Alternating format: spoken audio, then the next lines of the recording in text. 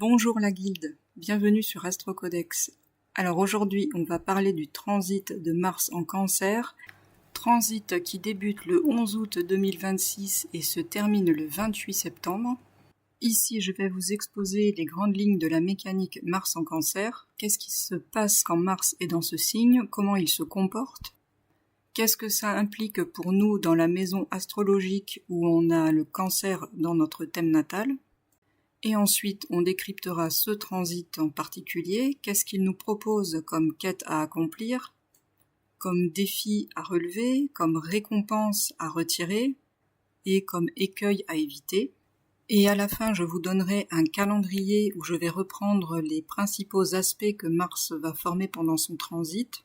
Et je reviendrai sur ces aspects, alors surtout sur Instagram, je pense. 1 ou 2 jours avant l'aspect, je ferai certainement une publication pour vous rappeler qu'il est le moment d'effectuer une certaine action ou d'avoir une certaine réflexion. Comme ça, bien, vous ne raterez aucune étape importante du transit de Mars en Cancer. Je pense également vous proposer un décryptage maison par maison. Alors si j'ai le temps, soit ici sous la forme d'une vidéo un peu longue ou bien sous forme résumée par écrit dans une publication Instagram, je ne sais pas encore. Quoi qu'il en soit, soyez sur les deux plateformes si vous aimez mon contenu parce que bon, j'y publie des choses assez complémentaires et ce qui n'est pas ici se trouve certainement là-bas. Voilà, allez, on rentre dans le vif du sujet. Au passage, veuillez m'excuser pour la qualité du son qui est vraiment mauvaise. Je vais avoir très bientôt un nouveau micro, donc merci de votre indulgence. Alors Mars, comment il agit? Qu'est-ce qu'il introduit comme dynamique lorsqu'il arrive dans un signe? Mars, c'est un facteur d'échauffement, d'accélération, de dynamisation et d'affirmation. Là où est Mars, il est question de se positionner par rapport aux autres, de se distinguer, alors non pas à la manière du Soleil, qui nous montre comment on rayonne, ce qu'on dégage et comment on peut inspirer les autres, mais plutôt à la façon de « moi, je suis comme ça, et c'est en cela que je suis différent des autres ». Donc c'est par rapport à ces éléments que Mars va venir colorer la maison de votre thème où il va transiter. Il va dynamiser les affaires de cette maison, il va leur faire prendre une dimension d'urgence, il va échauffer, irriter un petit peu même les problématiques qui s'y trouvent, et il va vous demander de vous positionner, donc d'affirmer et de trancher entre ce qui vous appartient à vous et ce qui est différent de vous, ce dont vous ne voulez plus, afin de redonner un sens à vos actions et d'en reprendre le leadership, si vous voulez. Et si c'était un domaine dans lequel les choses avaient tendance un petit peu à ronronner, à somnoler, Mars va donc venir apporter de l'urgence, les choses vont s'accélérer un petit peu, et c'est parfois aussi pourquoi il peut amener de la tension et du conflit. Dans le royaume du Cancer, il va donc apporter ces 4 principales dynamiques, donc dynamisation, accélération, échauffement et affirmation, envie d'affirmation en tout cas. Et ici, tout cela va s'appliquer aux thématiques régies par le signe du Cancer, qui sont entre autres le monde émotionnel, puisque c'est le signe dirigé par la Lune, tout ce qui a trait aux cellules d'appartenance. On dit que le Cancer, ça représente la famille, le clan, les racines, les origines. C'est là où résident les premiers attachements qu'on a pu établir, donc c'est le sentiment d'appartenance. Et donc là, on voit qu'entre Mars, qui est l'affirmation de ce que je suis versus de ce qui n'est pas moi, et le Cancer, qui représente donc le clan, la cellule à laquelle j'appartiens, on a l'association de 2 dimensions qui sont tout de même très reliées à l'identité et où il va être très question de défendre ce qui nous appartient, alors pas dans le sens matériel du taureau, mais plus dans le sens de ce à quoi on est attaché émotionnellement. Donc ce n'est pas un cocktail qui va particulièrement favoriser tout ce qui relève de la discussion, du compromis, de l'association, de l'intégration à des groupes autres que ceux auxquels on appartient. Alors Mars, dans le signe du Cancer, il est dit en chute. On dit donc qu'il y est faible, trop émotif, peu à son aise, que ses actions ont tendance à tomber à l'eau et à être plus des réactions défensives ou instinctives que des actions. Mais bon, en réalité, on ne peut pas dire qu'il y a des bons et des mauvais placements, il y a surtout des mécaniques différentes à maîtriser. Et c'est ce que je vous expose ici, je l'ai déjà dit dans de précédentes vidéos, j'essaye de ne porter aucun jugement de valeur, simplement de décrypter les protocoles qui se mettent en place afin de vous aider à adapter votre gameplay, donc à continuer de faire évoluer et progresser votre avatar ici sur le serveur terrestre et à aller où vous voulez aller dans les meilleures conditions avec une meilleure compréhension, une meilleure vision de façon à ce que vous soyez toujours celui qui tient les manettes. Mars en Cancer, effectivement, ce n'est pas le guerrier fonceur, il va plutôt être en mode protecteur, donc il va déployer son énergie pour sécuriser notre base, donc fortifier notre foyer, notre famille et nos projets intimes. Dans son expression la plus fluide, ici, les émotions ne vont pas être un frein, ça va plutôt être notre nouveau GPS. En gros, si on sent que c'est le moment d'agir, eh bien on agit. Si on sent que c'est le moment de protéger quelque chose, c'est qu'il faut le faire. Et donc notre force, elle devient défensive.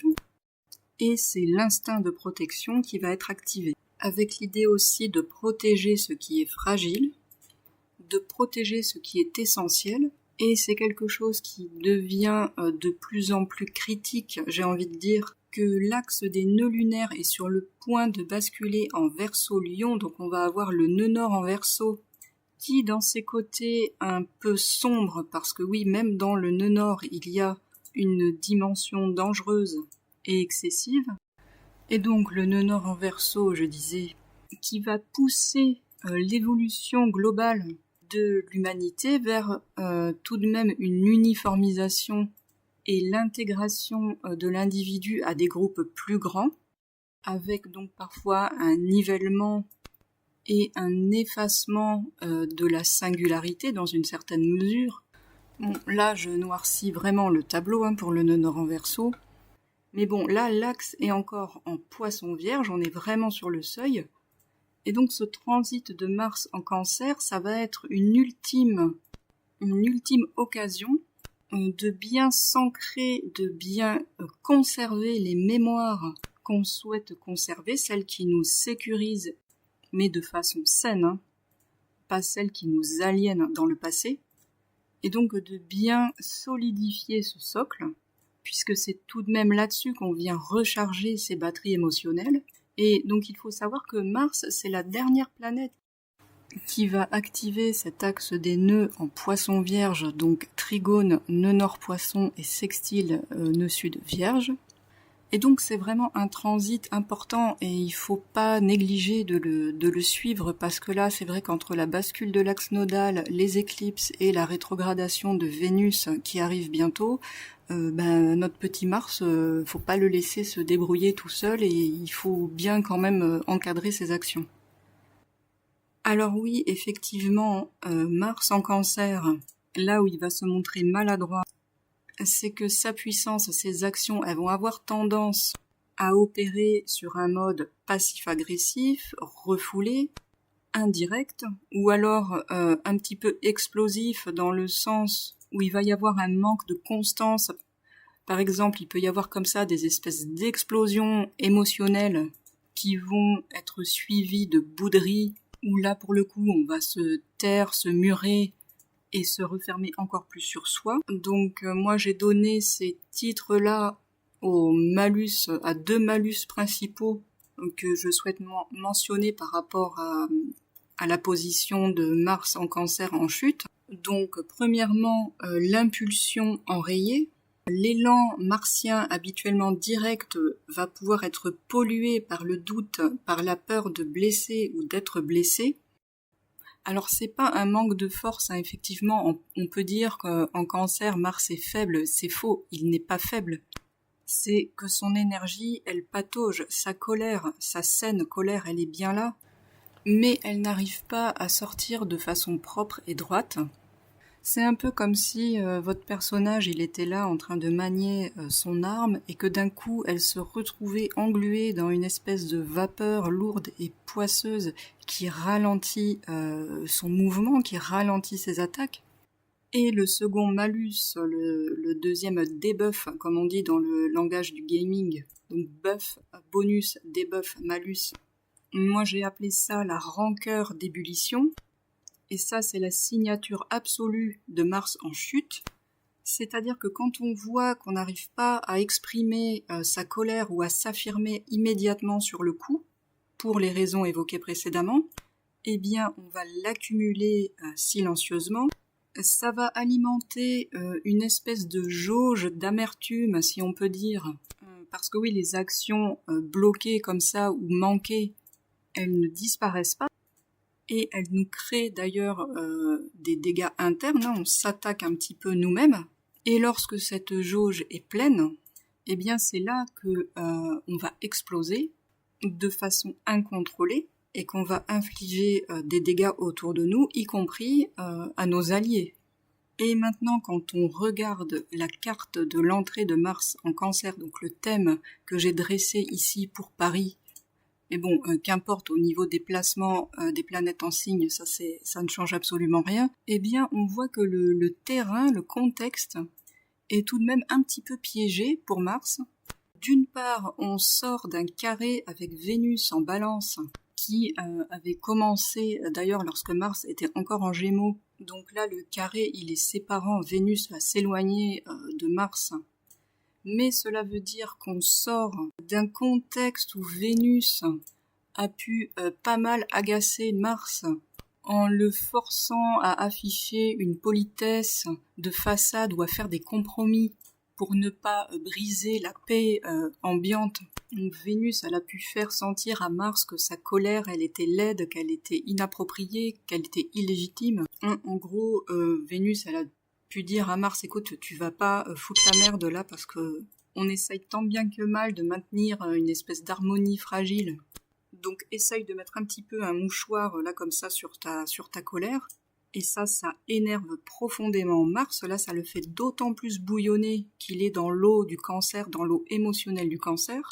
Donc Mars a pu se braquer comme ça du fait de devoir porter un vernis social. Et donc là, maintenant que Vénus s'éloigne et lui lâche un petit peu la grappe, eh bien, il va se mettre à ruminer tout cela. Mars est aussi en carré à Neptune rétrograde en Bélier. Ce qui fait que Mars, quand il veut se protéger, quand il veut riposter, réagir, faire valoir sa position, eh bien, il se heurte à une espèce de flou, une espèce de confusion ou à de vieilles peurs inconscientes. Hein. Il aimerait répondre, mais il sait pas trop où frapper. Et surtout, il ne sait pas bien qui est l'ennemi.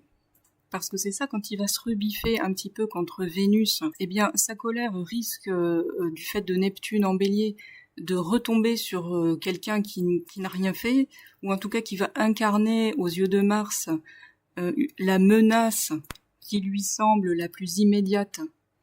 Mais on risque fort de partir dans un faux combat, dans une fausse croisade. Donc là, le vrai problème, c'est pas vraiment le combat de Mars, il est légitime, mais c'est surtout le malentendu d'origine. Hein. Donc de ce fait, on a bien un T carré ici, on a Mars à l'apex et l'opposition Vénus-Neptune, qui est surtout ça, le fond de l'histoire. C'est-à-dire que Vénus, à l'origine, elle attendait quelque chose de la relation, du contrat, du partenaire, mais qu'elle avait projeté ses attentes sur une illusion, et qu'elle avait cru en de fausses promesses. Parce que Vénus en Balance, elle pense que tout le monde il est beau et tout le monde il est gentil. Et elle est parfois un petit peu déconnectée, un petit peu trop mentale pour prêter attention aux messages un petit peu de ses entrailles. Donc voilà déjà un premier élément du contexte dans lequel Mars arrive en Cancer. Par ailleurs, alors ça c'est fascinant, au moment précis où il entre dans le Cancer, on constate que la Lune, donc la maîtresse du signe, elle est à 29 degrés du Cancer, le degré anarétique, le degré où en gros elle est en pleine saturation émotionnelle, elle est en fin de cycle, elle est vide de course comme on dit. En général, elle a accumulé des rancœurs, elle a encaissé, elle a trop gardé pour elle. Et donc là, elle en peut plus, elle quitte son royaume du Cancer et elle refile immédiatement la patate chaude à Mars en lui disant un petit peu, bah voilà, maintenant tu te débrouilles, hein. Tu me gères un petit peu là ce trop-plein parce que moi là maintenant j'ai autre chose à faire puisque je vais aller éclipser le soleil. Hein, je vous renvoie à mes contenus concernant l'éclipse solaire totale de nœud sud en Lion. Et on a enfin un dernier aspect que je vais évoquer qui est un petit peu plus sournois, celui-là c'est un quinconce qui est en train de se former à Pluton en Verseau, et ça injecte une tension sous-jacente, une espèce d'ombre du système comme ça, qui peut traduire la pression des groupes, des réseaux, du collectif, qui va bien nous faire sentir encore une fois que nos petits problèmes individuels eh bien, ils sont pas très importants. Donc, vous voyez, tout ça, c'est quand même pas évident pour Mars qui déjà arrive dans un espace où il se sent pas vraiment super à l'aise, on l'a vu. À ce sujet, le quinconce Mars-Pluton, il se fera le même jour que le carré précis entre Mars et Neptune, et je ferai certainement une publication à ce sujet sur Instagram.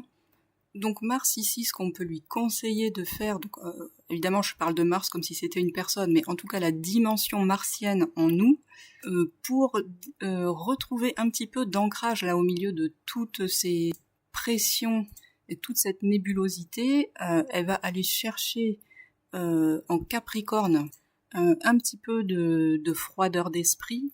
On va se concentrer sur l'effet mesurable et un peu moins sur l'ébullition émotionnelle, et on va essayer de restructurer un petit peu comme ça notre quotidien. Alors c'est d'autant plus important à faire ça, cette structuration, ce retour à une espèce de maturité, on va dire, que Mars va former un carré à Saturne, maître du Capricorne et du Verseau, le 1er septembre. Ça c'est l'aspect majeur, on va dire, du transit, le carré à Saturne. Saturne qui va nous placer quand même pas mal de murs face à notre besoin d'expression martienne. Donc je pense que commencer comme ça à s'ancrer dans les valeurs du Capricorne dès maintenant, c'est un bon moyen de se préparer à ce carré qui va susciter pas mal de tensions internes lui aussi, mais encore une fois j'y reviendrai au moment venu. Donc l'émotion, oui, de toute façon l'émotion, on peut pas ne pas la ressentir, mais on va éviter de la refouler, on va lui donner une forme d'expression tangible, hein, le Capricorne, c'est-à-dire que moi, ce que je conseille vraiment, c'est de mettre sur papier, voilà, tout ce qu'on a comme ça sur le cœur, ce qui est une façon de mettre ça à distance et d'y voir plus clair. Après, on peut un petit peu trier, hiérarchiser tout ça, voir que c'est peut-être pas si grave ou qu'on pinaille peut-être un peu aussi sur des choses qui n'en valent pas le coup. Et là, je rappelle qu'on a donc un sextile au nœud sud en Vierge. Donc il faut, c'est une ultime occasion d'apprendre à arrêter d'achoper parfois sur des petits détails. Même si j'en ai conscience, c'est quand même très pénible. Mais là, Mars, au cours de ce transit, il passe vraiment pas mal de tests de maturité. Parce que ça va être ça, en fait, l'enjeu du transit. Et donc une fois qu'on a noté quand même tout ça, qu'est-ce qu'on fait avec toute cette émotion? Qu'est-ce qu'on fait avec toute cette colère légitime?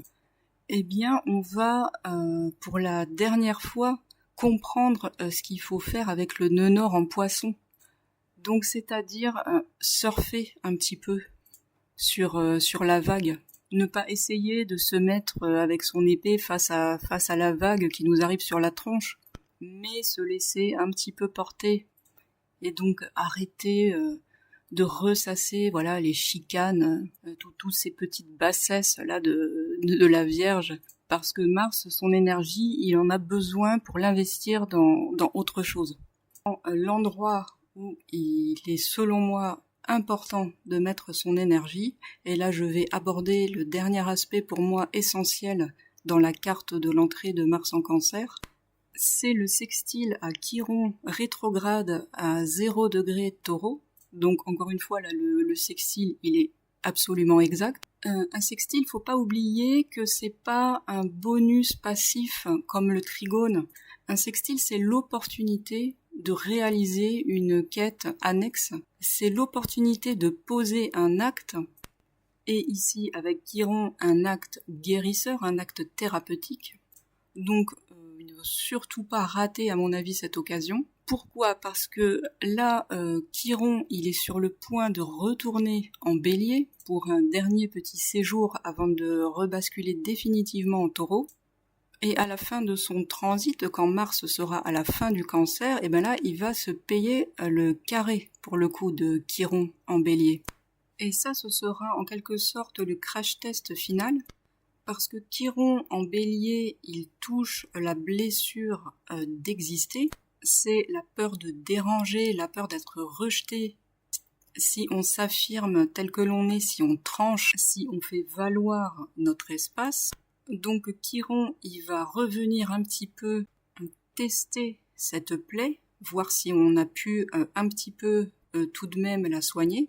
Et donc si on ne se saisit pas de ce sextile à Chiron, si on ne pose pas un acte pour se sécuriser un petit peu, pour sécuriser et renforcer son estime de soi, parce que c'est ça qu'il faut soigner avec Chiron en Taureau, eh bien on va arriver face à Chiron en Bélier justement avec un déficit à ce niveau-là, avec une insécurité, avec plus d'insécurité en tout cas que si dès maintenant on n'essaye pas de fortifier un petit peu comme ça ses bases matérielles, ses bases sécuritaires. Alors évidemment, le travail de Chiron en Taureau, il va durer des années, c'est pas là au cours de ce sextile qu'on va tout régler, mais encore une fois, c'est une occasion, c'est une main tendue là, et ce serait dommage de pas la saisir. Donc, quels sont les exemples d'actes qu'on peut poser pour apaiser la blessure de Chiron en Taureau ?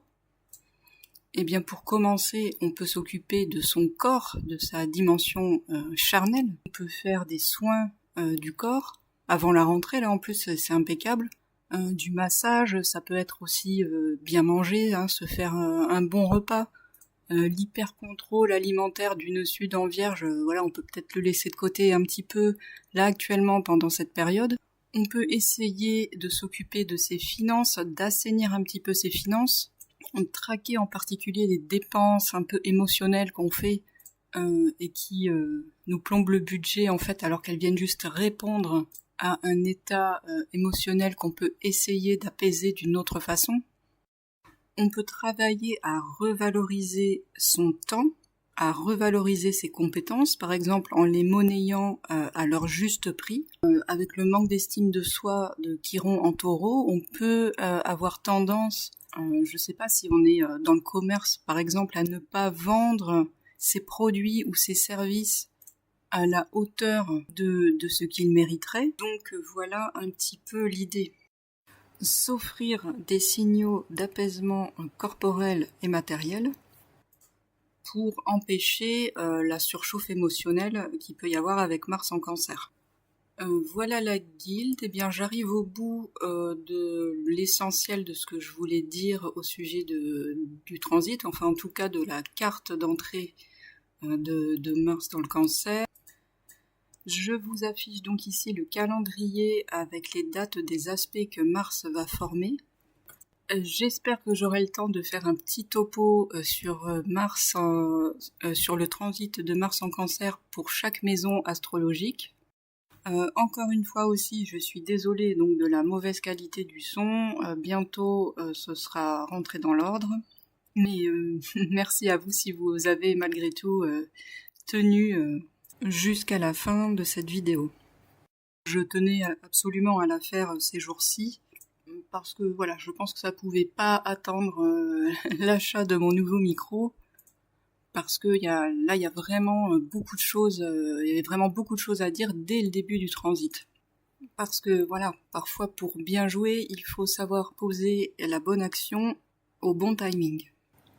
Portez-vous bien, restez bien aux commandes surtout, et à très bientôt.